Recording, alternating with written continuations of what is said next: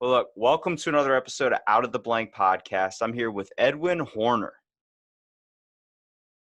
You got to say hello, people. Because there's people on Spotify listening. Oh yeah. Yeah, we're up Hello, here. everybody. I'm Edwin. Nice to meet y'all. Well, Edwin, why don't you enlighten people on who you are? I would say. I mean, besides everyone, this is like my childhood best friend. We're born on the same day. He's a year ahead of me. But what's interesting is I didn't know our parents knew each other for the longest time until like 5 years ago. What? Yeah, so like I thought we just randomly came across each other as best friends and then like, just, hanging out every single day. Then eventually my mom's like, "Oh yeah, that's my best friend." I was like, "Oh, so there's like this deep connection." It was kind of like a Nightmare on Elm Street, but without all the murder and torture. Yeah, my mom's known Marlon, Skip, and Mike, Chester. She's known everybody since back in the day, kids being in Ocean City Grimes. And I've mentioned you a few times in the podcast, not by name, but more on the concept of I have this theory on sleep, and it all came from you because one night you spent the night at my house and it was like 2 o'clock in the morning or something. You were asleep and I obviously wasn't. And I was like, "Hey, trying to wake you up." So what I did was I opened up your eye like this while you were sleeping, and it was moving around so much. And that's when I learned about rapid eye movement. And I remember like 5 minutes later, you woke up, you're like, "Did you just put your hands on me?" I was like, "No, I didn't do that at all." Helps you. Ghosts. But it's been a crazy time, dude. So why don't you tell me a little bit, I guess, about yourself?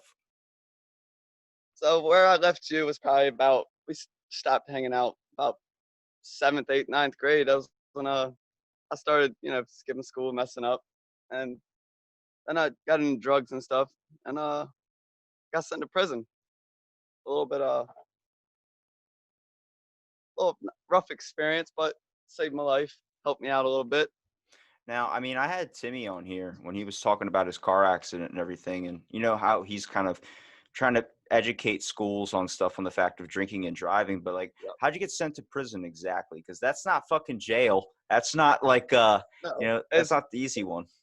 it's prison, yeah, state prison. Um, well, I got a distribution of heroin and distribution of oxycodone, selling pain pills, selling heroin eventually, and that's how I got sent. Worcester County Task Force Finest got me.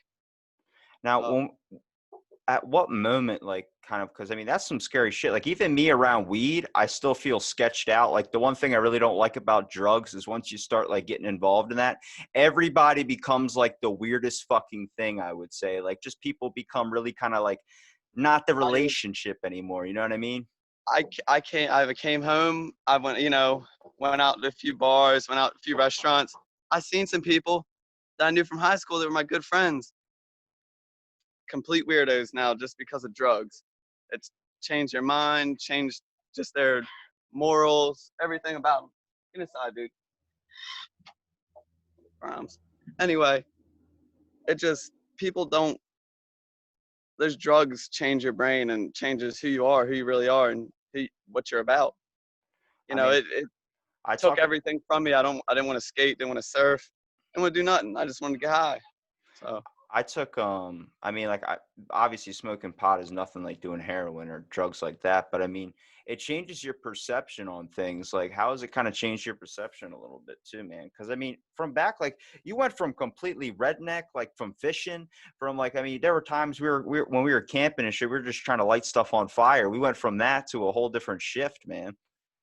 yeah, there's camping trips. Some of my favorite times growing up, going to little campgrounds, dirt bike tracks, stuff like that with you and your dad. And When you wrecked on freaking Dane's motorcycle, literally before anybody could freaking ride a motorcycle, this kid goes, "I ride them all the time," hops on it, pops a wheelie immediately, then runs into like one of those stringed up fences that are like meant to mark the land, like you don't go in this area, hits you I right went in over the the hill neck. too. Yeah, you went I over went the straight over thing. the little kiddie jump track and crashed straight into the dirt wall. But I mean, like going from that, remember we did that's when I first discovered you don't ding dong ditch in the snow. We were at the campground or the motocross track thing and we were knocking on people's campers and we were leaving snow footprints. So they were able to follow us right back to the campground. All the way. Gotta be a But little. even going from that, dude, like, how do you hit from there? And like, just take me through the mindset, dude. Like when you got like the whole experience, the whole trip, like from when you the time you got busted. I want to know what that whole night was like. So a week before prior, I sold to an undercover. Didn't know. I got set up by my best friends that I lived with, and the next week I was coming down 113, got off on 589. Next thing I know, there's about 10 blacked out Tahoes, a few sheriffs, and a DEA agent there because it's an interstate task force. I about shit on myself, for real. Yeah. If I would have known what I know now, I'd have put drugs in my butt cheeks. I wouldn't have got caught. But looking at it now, that wasn't a turning point. That was just a point that kind of made it go worse. Because I went to juvenile for a few months and got waived to an adult because we'll get to that later on the nonviolent drug charges. We'll get to that. But it kind of made it worse. I went into juvenile. I got waived to adult. I bailed out that day because I had some money. Came home. Was just kept doing the same thing. Went to jail. Did my time. Paroled out in county jail. Came home. Was home for 11 months. And I had my daughter with Cece. And I just kept fucking up. I started getting high again and got sent back to prison. Judge wasn't trying to have none of that. He's like, you didn't want to get your life together for your daughter. I don't care. You can go do your time. You can do the rest of your time. At that point, that was when life finally got real. And girl I love left me, took my kid, went, got married, had another kid, another dude. And then I came home and life was different a little bit. A lot of depression for real. Yeah, I mean, I would bet, dude. I mean, the whole factor is like I didn't even know you had a kid until just recently. You're putting up photos, and you were like, Yep, and she's all grown up now. I mean, that has to be a huge shock to you to figure out the time a little bit that's missed a little bit. But I mean, when you absolutely. when you got sent away and stuff too, what was the biggest thoughts you were thinking? Like I've only seen it from movies. Don't drop the soap. Don't do all these types of things. I mean, but is it like that? Is it that much of a jungle? I mean, I always talk about how I think the jail system is like the worst possible thing just because of the factor of there's not a lot of time and care put into the people that are there because they're considered scum. And it's like, no, they're not. They There's made a mistake.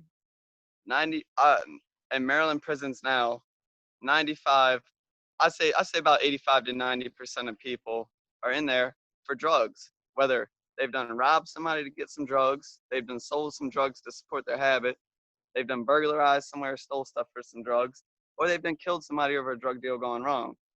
The other 5% of people there are the actual predators that really need to be in there. There's no help in Maryland prison systems. They've took out all the drug classes, they've took out all the drug programs, and now it's just you go in there, somebody like me.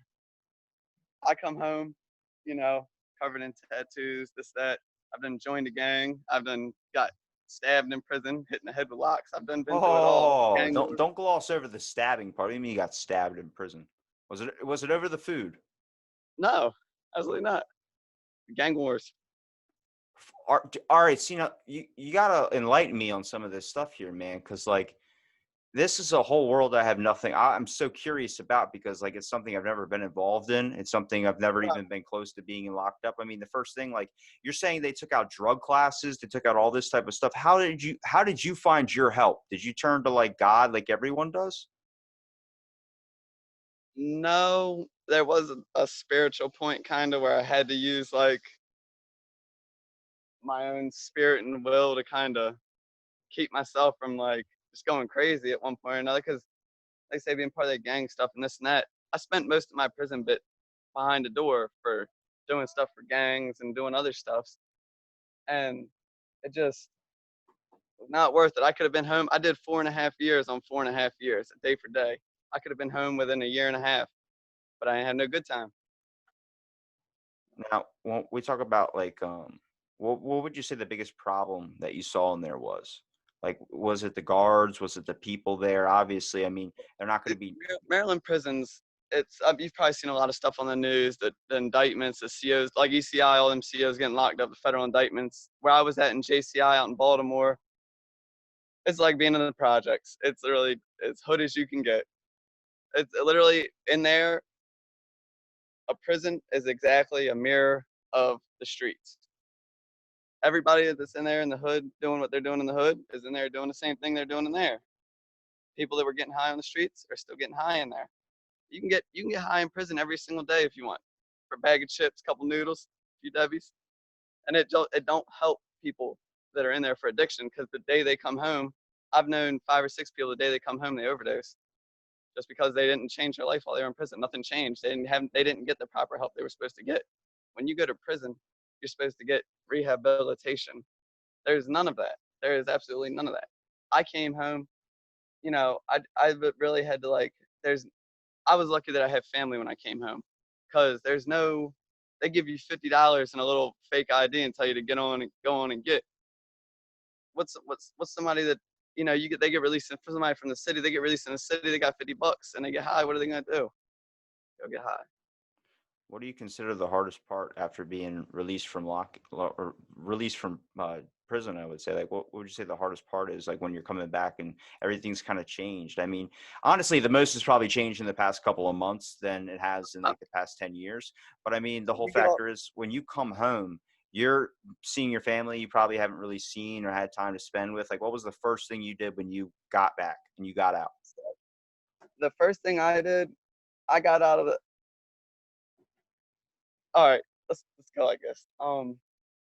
So to answer your first question, the hardest thing about coming home was rebuilding. I didn't really have visits while I was locked up, and where I was at, my family couldn't drive all the way out there. And in Maryland, you can only have certain people come visit you.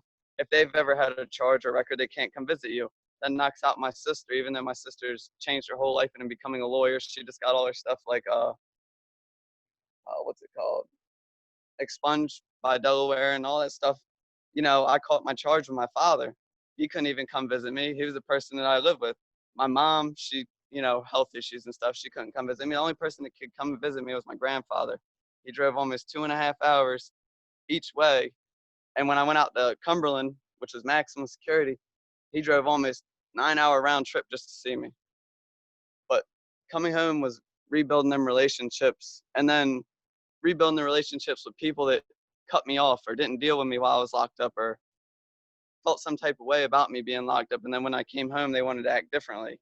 And I couldn't hold animosity or grudge towards them, because I did that. I did what I did to myself for real. So, and then another hard thing for me was coming home and I was living off other people's Snapchat memories. Last night I got on Facebook, my old Facebook, and went and dug through there and dug through all my old dumb posts and dug up some dumb pictures. I found a picture of me and my cousin Roy in there from when we were 12 years old. I started crying because of the memories. I literally have a 4-year gap where I have no memories of nothing, nothing but concrete, steel, and savagery. And those memories, now I come home, I literally take pictures of everything. I try and keep those memories just in case. I don't never know what's going to happen. You know what I mean? But I just want to have those memories. It's also about kind of spending time with people too, trying to, reconnect and trying to build relationships again too, friendships and stuff. I know the first thing when you got out, you sent me a message, was like, "Hey man, we need to hang out." And we're definitely going to. Like I told you, we're definitely going to. I You've been think, busy, health issues. I had a little few health issues going on. I have my daughter. I've had a lot of, some not new, yeah, some new legal trouble, but we won't get into that here. well, I mean, even when we look at like what you're saying about the Facebook memories and stuff too. I mean, you're trying to really make up for lost time, but not in the way like how people be like, let's do every drug possible. It's more like the fact like I need to start making memories, man, because you missed out on a lot of shit. I mean, how weird is it to see from when before you were locked up to where like you come out and you see your daughter and she's completely changed from when the last time you saw her? That was probably one of the hardest things. And I went through a lot of stuff with my daughter's mother when I first came home, but just because we didn't talk the whole time I was in prison. When I came home, she had moved out to Virginia. Her and her husband are divorcing because he went in the Navy. There's a lot of stuff going on, and I finally got to see her. We went out, but it's now I only get to see her every couple weeks, but I try and FaceTime with her every day. I try and call her, make sure she's okay.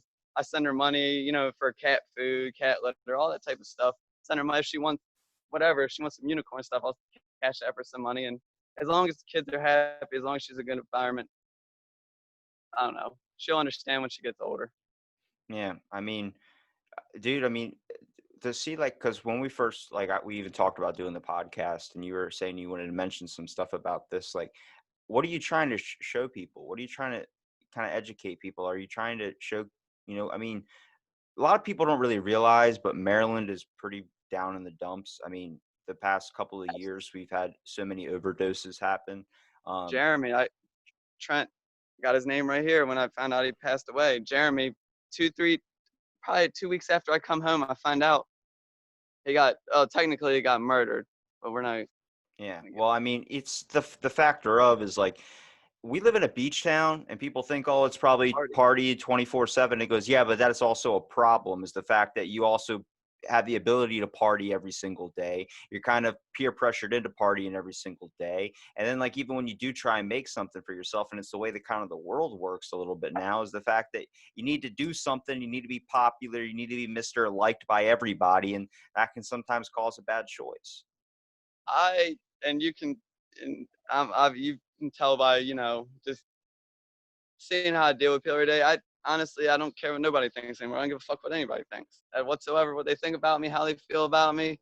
I got to do what's best for me, what's best for my daughter, what's best for the people that are around me. And with the partying and the heroin became a big thing around here because of pain pills and people like partying and all that. Even the people I know that aren't addicted to drugs, still like a lot of the girls I know, everybody I know, if they don't drink, they're gonna, have alcohol withdrawals. And but they're still partying. They're still just having fun. It's not fun when it's not partying with heroin. When you got to use a needle, it's not partying no more. When you got to wake up in the morning and have a drink, it's not partying no more. When you're doing stuff by yourself, it's not partying no more. It's not fun. You have an addiction, you have a problem, you got to take care of that. And people don't realize that because I'm not using a needle. I'm not doing cocaine. I'm not doing this. I'm not doing that. Still can become a problem no matter what. When Even people say, Well, did you realize all this when you were out, and now that you've been out, or when was this moment? When did this come? Like, you're coming from a form of clarity, so when did this clarity happen? Did it happen while you were locked up? Like, what was that night like? I read a book.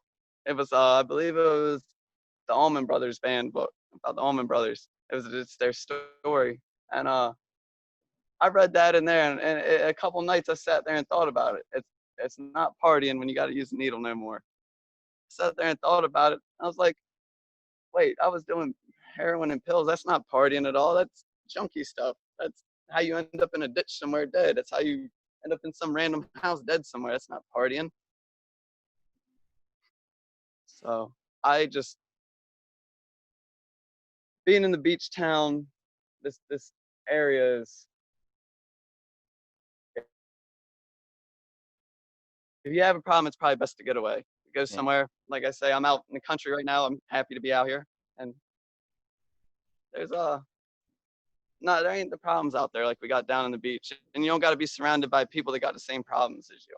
Well, you notice, I mean, a lot of the world now, it seems like, with this whole situation we experienced the past couple of months, it seems like we're all falling into like a system, falling into the same stuff over and over and over again, kind of getting on these routines and stuff too. But how quickly life can go. I mean, we've lost people that are, in their 20s, people even younger than that have just passed. And it's like, that's a life knocked off this earth. And I mean, you talked about suffering from depression. I mean, dude, I got it too, man. I mean, every day it's the same constant thing. Like, how am I going to get to this point? How am I going to get to this point? Why? What's like, am I ever going to be known? Am I ever going to be anything? And it's so hard too, because you experience so many things, but it seems like everyone wants to be something, obviously. But the factor Absolutely. is, how hard is it to become something in a world that's literally set up for you to fail?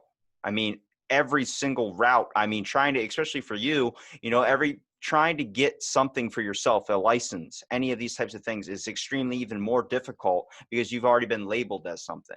And even for the average person, it's difficult. It makes it twice as hard as you too. Absolutely. Like I say, my family situation. I'm blessed enough to have family that cares about me, family that has the means to help me. So as far as jobs and all this, I came home, all this COVID stuff going on. I didn't have to worry about a job. I could go down to my grandfather's farm and do farm work for $20 an hour, which is great money. You know what I mean? For somebody coming home from prison making $20 an hour is a blessing. I I was blessed to have my truck back when I came home. Only thing I don't have now, and it was kind of my fault, is my license. I went to MVA to get my ID card, my license card. I just gotta retake the written test. So I don't got wheels right now, but it doesn't bother me. I can go to pretty much any restaurant and get a job if I need it. I can go on any boat and work that I want because I've worked on boats my whole life. I captained my own crab boat for 2, 3 years. So Well, you as captain far your own. as I know you worked with your dad. I didn't know you captained on the crab boat. yeah, I have my own Carolina skiff and my own 300. My grandfather did that for me when I left school when I was 16 and got my GED. My grandfather got me a crab and boat, 300 crab pots, and gave me my title fish license. So I did that for a while, and I've done a few different things in between, landscape and farm work. But go what I know, working on boats. I'm down in Virginia now. I'll probably go on a few clamming trips soon, catch some clams. Where do you Figure find it out. where do you find your I guess where you feel you fit? Do you know where that is yet? Because I mean, I'm looking for mine where I feel like I fit, but like, I've I've kind of came to the conclusion that for right now and for me personally, for personal growth and personal like myself, like my mental health and everything to do with it, I need to, focus on myself and worry about me and not worry about what other people are doing or going to hang out with them or going to do what they're doing and just focus on me. And that's kind of the point where I'm at now, and life changes. Life will give me different options. Life will put people in place, that are good for me and that be good friends and that will have the same goals and just everything that I do. And right now, I'm just riding this thing solo for real. So I what's mean, best for me. obviously you got my number too if you need to call me or text me or something. Absolutely. When it comes to life though, like trying to figure out job, career, all these other things, the reason why like I don't go out partying or I don't really do a whole lot of it's just because of the factor of it's like that's a quick little moment, that's a quick little thing. I just want to be set up to where you don't ever have to worry. I mean, we live in a town like at least by the beach is the factor is you can work two jobs and still scrape by paycheck to paycheck. And I'm like, Absolutely. you don't ever want to be like that. You know what I mean? You see people that are retired and people that are, enjoying life and have all this like countless money where they're like pissing away at a steakhouse. And I'm like, How did they get there? I look at my grandfather the same way. He, what he owned Waterman's and all that. How do I get to that point in my life where I can just piss away money? How I can be happy, where I can piss away money on my family? I uh I came home. I applied for a university in Northwestern Ohio, and for their diesel mechanic program because that's what I'm going to do is do heavy duty diesel mechanics and some high performance diesel at some point. Own my own shop, tow tractor trailers, tow combines, have a shop work on them. And then I got a letter in the mail that all they wanted to do was ask what my felony conviction was and explain why I should be allowed in their prestigious school. I wrote them a letter back and told them I would like to fly out to Northwestern, up to Lima, Ohio, and talk to them about it in person, like a man, and explain myself. They sent me a letter back and said you're accepted. I didn't even have to explain it. They just felt that if I could come to them and explain it in person as a human being, because you go to prison, people think you're some type of savage animal or whatever. yeah, well, like reading that on paper, somebody's gonna be like, oh my God, this person's probably a brute. But then when they meet you in person, like, oh, he's not bad at all. He did some wrongs. You know what I mean? Absolutely. And the tattoos, the face tattoos, all that type of stuff. People, oh, scary looking. I'm the gentlest, kindest beast you can meet. They're not scary looking. They're more like badass. Like, I'm wondering, did you get those in prison? Absolutely. Who the fuck is there like Picasso in prison or something? Like, how did people have I that much talent? actually, if you want, I will want to get back down to town. show you how to do a prison tattoo. That was my hustle. That's how I survived in there. That's how I ate. All right.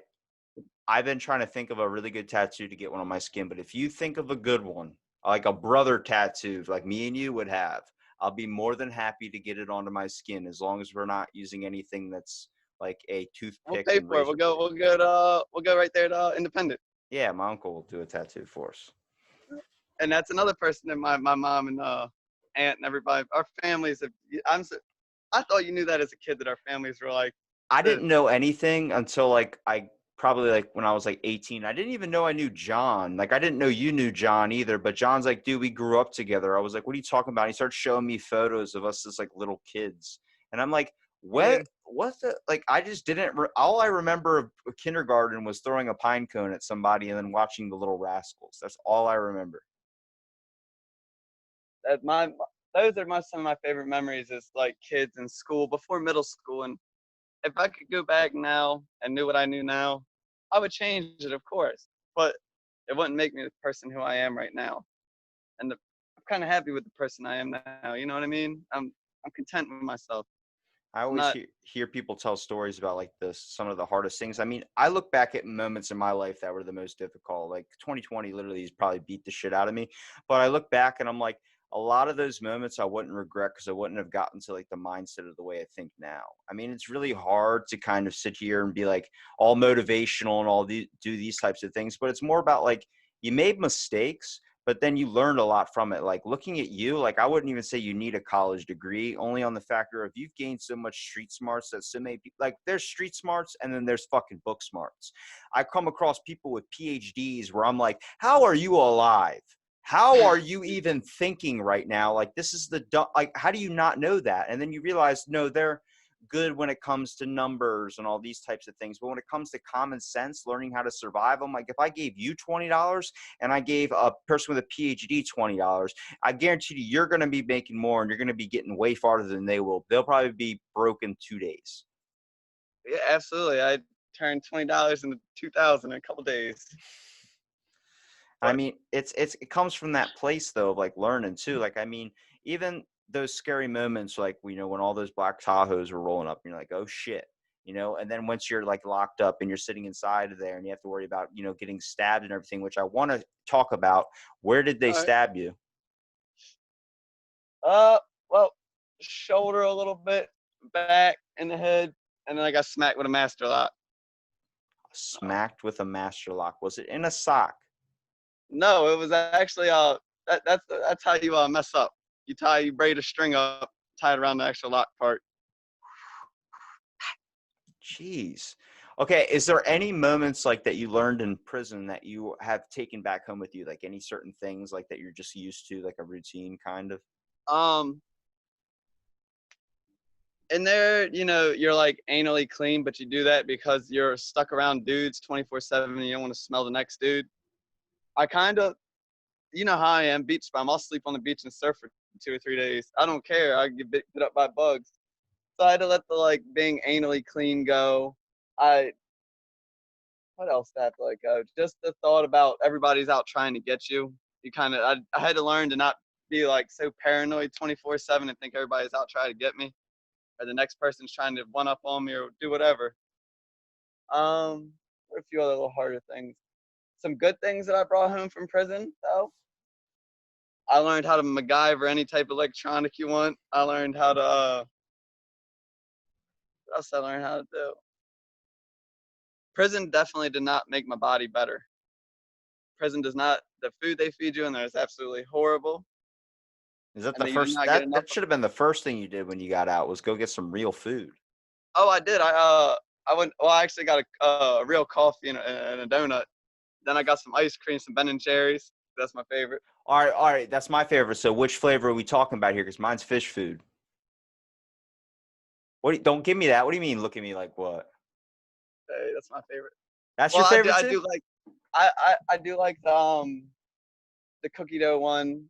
I mean, they're all good, but the Yeah. fish food is definitely delicious. Fish food and half baked are like my two faves. Hey, yep, Yeah. half baked's good. See, I'm telling you, dude, that's how you know we were childhood best friends. Dude. I mean, there were a lot of good times, dude. Pizza parties, with birthday parties I'd have at like the Holiday Inn and stuff like that too. You know? But seriously, man, like you got a better head on your shoulders. I mean, I've only heard things from people that were just like always crazy, got locked up and stuff. But I was just like, I knew you. I mean, I knew what happened. I think around the time middle school when we kind of stopped hanging out was like you went on a fishing thing with your dad, and then I think from there that was the last I really ever heard of you. Besides, we had a class together in high school. But Yeah, I've stopped going to school for real and started working. And I was making almost 70, 80 grand a summer just crabbing. Why am I going to keep going to school when I'm making twice the teacher's salary? No, I'm going to get my own boat and I'm going to go make 70, 80 grand in the summer. Then I'm going to go make 20 or 30 grand long lining and fishing on boats during the winter. have you ever thought about maybe owning your own fishing company, or at least working for a diesel mechanic until you're able to afford one?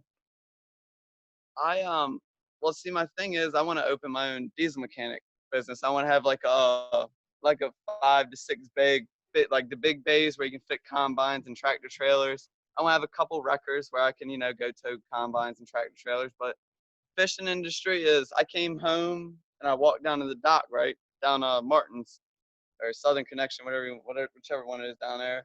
I seen one of my dad's friends, and he was like, "Son," he's like, "Go to school." He's like, "There ain't no money in commercial fishing no more." They moved all the being in Ocean City is the white marlin capital of the world. So I never liked the sport fishermen.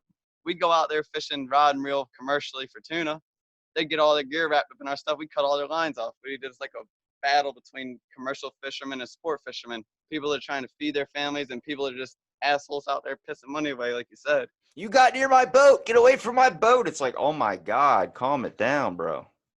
Yeah, and so I went down there. He said, "Son," he said, "just go to school." He said, "Fishing's dead." And, I mean, they moved all them clam boats back down here in the Chincoteague, Virginia, where I'm kind of around that area, like Chincoteague. Well, I'm closer to the bridge now, but I figure work on some boats out here till school comes along. I don't know. With all this COVID stuff, I don't know how school, like people at trade schools and people that actually need to have hands-on work are going to be able to do it. It's going to be still, I guess, processing everything. I mean, they're just starting to get regular schools back. I've talked to so many teachers that are just sitting there like, what are we going to do? It's going to be over the computer. But then, like, I'm a hands-on learner. You got to show me how to do things, or I'm not going to be able to really learn it that well. And Absolutely. when it comes down to, I guess, you talk about mechanics and stuff too. I mean, is that what you feel like you want to do with the rest of your life? I, all right, this is another good point. At this point in my life, it's not about me. It's about my daughter. I got being I can't say I'm being happy. Of course, I want to be happy, but choosing what I have to do and what I want to do is out. That's been out the window since I decided to have a kid. Kids don't get asked to be brought into this world. You just got to make the best life for them. So, if what's best for my daughter is me going to school and being able to support her and being able to be some rich asshole one day and piss money away on her, I got to go to school. I got to get my education. And I got to do something where I start out making 70, 80 grand, a year, but have a job that's steady every single day. I can go to work. I can, fishing, you can't go to work every day. Some days, if it's a season 60, 70 days long, you might only fish 10, 15 days out of it during the springtime if it's bad. We got lucky this year. I worked on a couple conking boats for a little bit. We got lucky. It's like 62 out of 68 days the season was open. We got to fish, but they say this fall is gonna be real bad because all them tropical depressions, everything's coming in, all types of stuff. People, and that's another thing. People will look at me and think one thing. I am literally a jack of all trades. I've done landscaping, fishing, worked in restaurants. I can do carpentry. I can do concrete. I can do asphalt. I can literally do just about anything. And I don't want people to like think about, not everybody that goes to prison is a bad person. Not everybody that goes to prison is an idiot. I'm an intelligent person and I have street smarts. I just had an addiction, and addiction led me down a bad path. I mean, when I look at you, I still see the little kid that used to go skateboarding at my house on my freaking deck and then tried to touch a tiki torch because somebody showed him that if you put wax in his hand, you can grab a flame. And you did it, Yep, and it did not go well at all. absolutely not. It's hot. Well, I mean, like looking at you too, I mean, understanding a little bit more. I think both of us can agree when it comes to but when it comes down to like trying to process everything too, like what I do, man, and I think this is a main thing for a lot of people, like trying to find a form of therapy or trying to figure out what they want to do with their life is you need those moments of contemplation. I mean, they talk about like when you're locked up, you can sit there and think and try to figure out what you want to do with your life.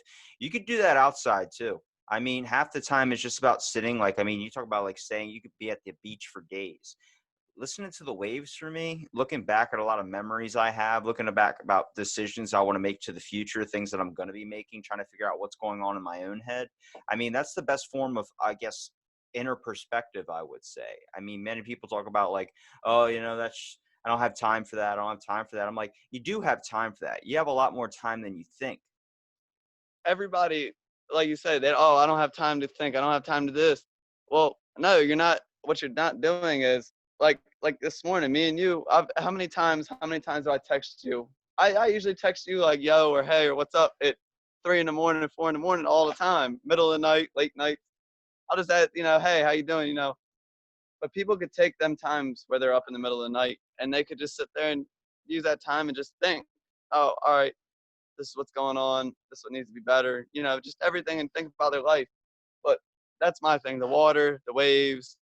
I know you don't like the beach too much in the sand because you used to work on the beach all the time and Dude, stuck there. when you're trying to pull off a wetsuit after being on the water for 14 hours and you're holding on a wetsuit that is like, I guess, a size too tight, and you're basically just drove home covered in bay water and you're in it 24/7, by the time you get the wetsuit to your ankles and it's not coming off, you don't ever want to touch that water again, dude. I got hit by a jet ski. That was enough for me for a long time. But don't get me wrong.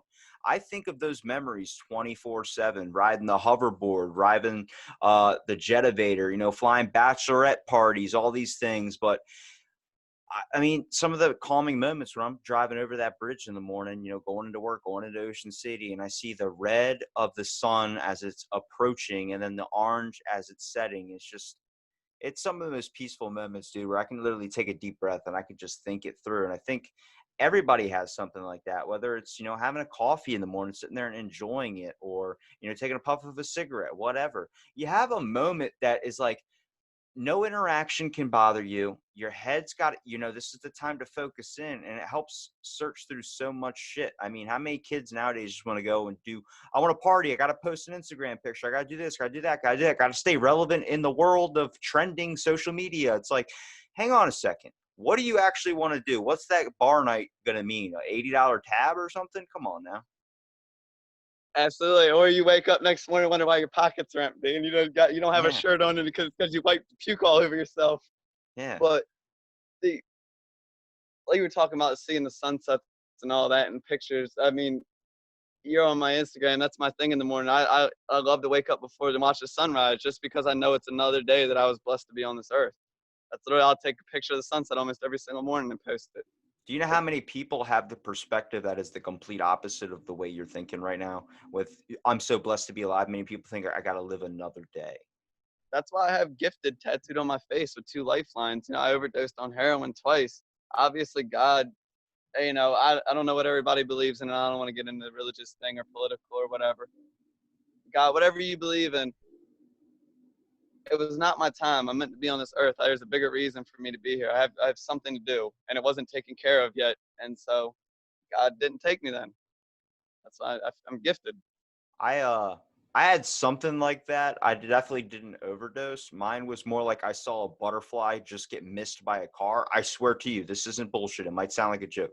I saw a butterfly just get missed by a car, and I was having a really bad day, and I was like, we're all that butterfly just getting missed by that car. And then I was like, it was a complete like revolution, like believe in God moment. And then like a minute later, I was like, it could have went the complete opposite way if it would have got hit. But like you said, you overdosed twice. Yes. First time, you gotta, First time, you gotta hear it. I mean, this is something new to me. Everybody else listening is gonna be like, what the fuck? Like, let's go back to that. I I don't really want to put this person's name out there. Don't do it I then.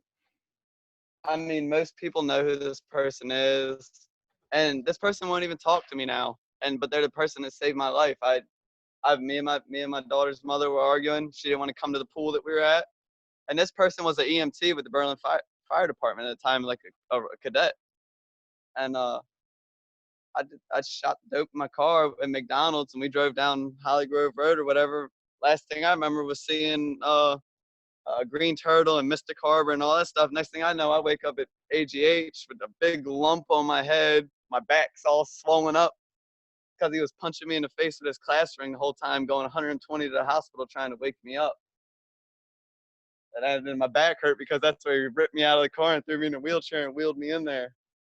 The second time I was with my sister. And mind you, for the longest time, dope wasn't like, I didn't get high every day. I've never even had a withdrawal from heroin just because I didn't do it every day. I didn't want to get to that point. But that was also the dangerous thing. Not having a tolerance to it and doing it is what caused me to overdose sometimes. Second time, I'm with my sister. It was a rainy day. I didn't have to go out on the boat. I hadn't seen my sister in a few weeks. I want to see how she was doing. I knew she was bad off at the time. So I'm going to go get her lunch and this and that. Well, we're going to get lunch. She goes, the cop's dope. I go, so I'm like, whatever. I get high once or twice with them in the car. We go eat lunch and whatever. And then next thing I know, I'm waking up on the floor with a bunch of paramedics around me. I'm puking. I'm like sweat pouring out of my forehead.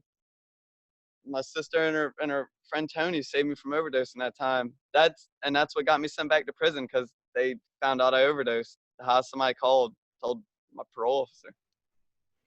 I think, I mean, you have to look at that. Like, can't be angry at that. It was a thing that saved your life. I mean, getting that change in there too. Yeah, and it's just I look at it now. I'm like, dude, I was really like blue on the floor, like dead, cold, like done. And people, I didn't. I was glad I was around people that weren't scumbags and just left me there. That's what happened to my friend Jeremy. That's what happened to my friend Caitlin. That people, you get high with somebody and they go out and they got all your dope and their money. A dope fiend's gonna run in their pockets, take their stuff, and leave them there. Might not even call the police. You know, everybody. I feel like this to everybody. Everybody should go get an Narcan. Even if you don't know nobody that does heroin, you never know when you'll find somebody, or you'll be at a hotel, or you'll be out in public and somebody falls out, and you could be the person that saves their life. Yeah, I mean, you gotta look at. There's two major things to take away from this situation. Is people need to understand, like, when you were mentioning, like, nobody really knew. It was the factor of, like, it wasn't that big down here. It randomly became big in, like, the ending of high school for me was like when you started really hearing about people 14, even. 15, 16. Yeah, when people really started getting, when I was around 2015, 2016 was when it started really hitting down here from like a area. I guess people started bringing it in, and then next, I now was it's. part of that problem, dude. Literally, I was part of that problem. But That was you weren't me. part. I know, but the thing is, it's not like a blame fault here. This is a factor of you didn't know. I mean, you see shit on TV about all the good stuff about it, really, like, oh, it does this, and you just see people conk out and stuff, and then you start seeing things like on Breaking Bad when the person overdoses and someone starts dying. That stuff doesn't really get focused on, though. The DARE program didn't teach us shit about heroin. It taught us about cocaine and Don't all smoke these other. weed. Don't smoke weed. Yeah, it taught us all this other shit, like, like they were telling you a little bit more about cocaine, at least from what I remember, and PCP. And I was like, because that was a big thing. That was like back in the beginning of Ocean City's days, was like there was some problems with some drugs that were coming out of the 80s. And then you look at now where we're dealing with this whole other thing, and now it's hitting into new forms, whatever. The only benefit I'm seeing right now is the fact that we've completely turned to hemp as medical cannabis, all these other types of things. And yeah, but it's more than just smoking weed and getting high. It's more about, like, we're starting to look at this drug that we labeled as heroin, and we labeled it as so many things. And I've talked to so many people that have needed it for medical purposes, that deal with like multiple sclerosis and so many other things. And I mean, Absolutely. it's a great way to help with depression too. I mean, how many times do you spend, like, for me, someone that overthinks, countless times up in your head might be a benefit to help sort your life problems out, but trying to figure out, you know, just not to get depressed, it makes you even more depressed being up in your head, because you're constantly thinking about every fuck up, every this, every that, and you mentioned, like, you were around good people when you had these, things happen to you. you got to understand the factor of like so many people would look at those moments as cringing moments. Like, I can't believe like my family's never going to forgive me. But you never had that because your family is something completely different.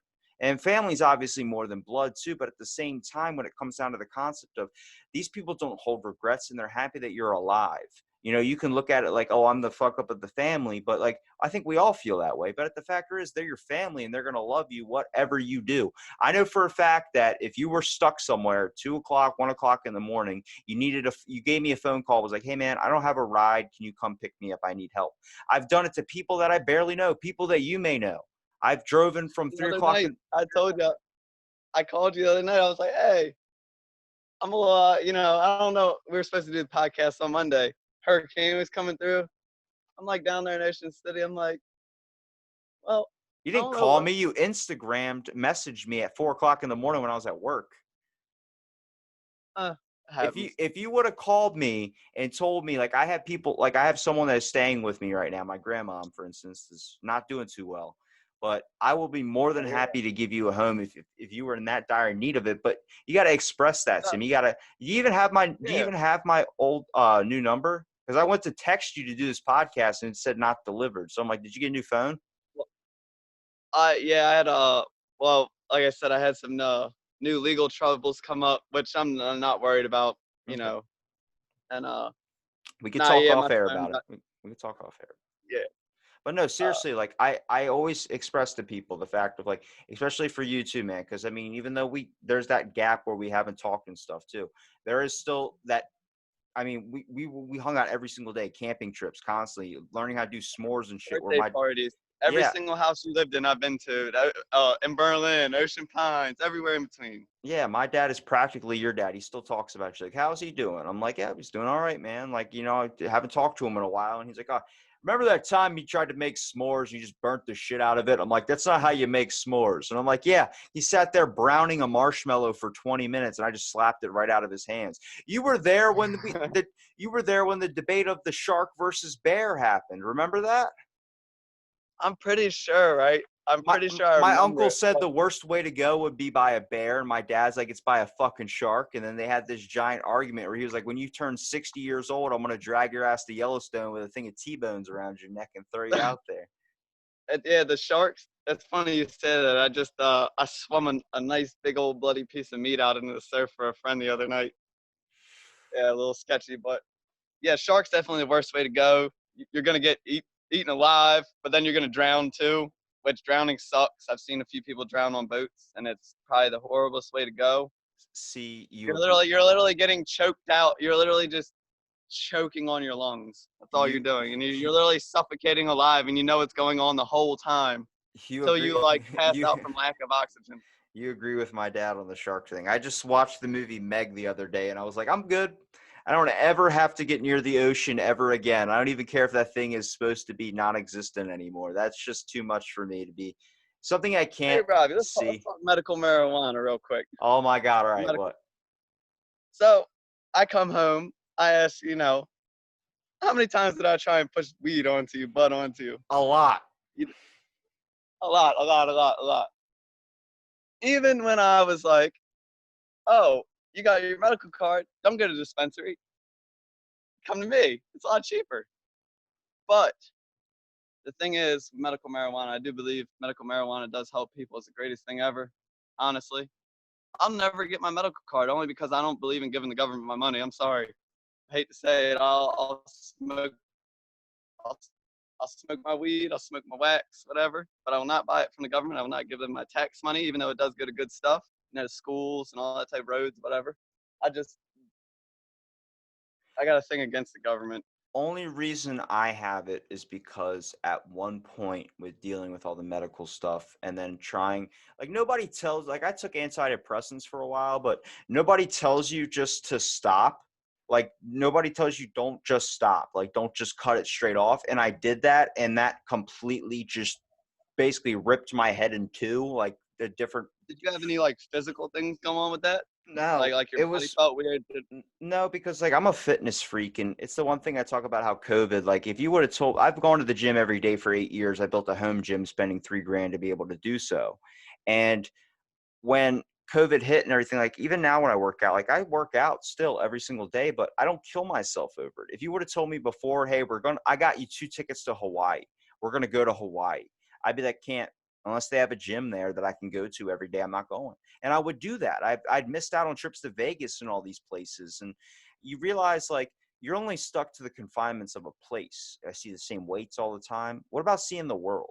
Learning other forms and being able to live your life too. But when it comes to antidepressants, splitting my mind apart. And then at one point I was like, man, I'm really suffering from this back injury. It's not helping out here. And then next thing you know, like I don't like going too deep into it, but I got prescribed again from my doctor. Why don't you take, instead of Lexapro, take Zoloft? It's like, what? Yeah, make your mind fucking go absolutely insane. I'm like, I don't want to take it. I don't want to take 40 pills every single day. I'm 22. I shouldn't have to. And he goes, okay, well, go pick up the prescription anyway. I picked it up and it's still sitting in my car. And then my mom's friend owns the dispensary and was like, hey, why don't you go in here for this thing and get this set up? Next thing I know, I got a trial version of it. It ended up helping out a little bit.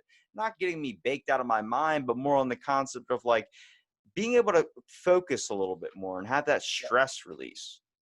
It just kind of, it calms you down. People think, oh, you get stupid off of weed. I've smoked weed since I was almost 12 years old.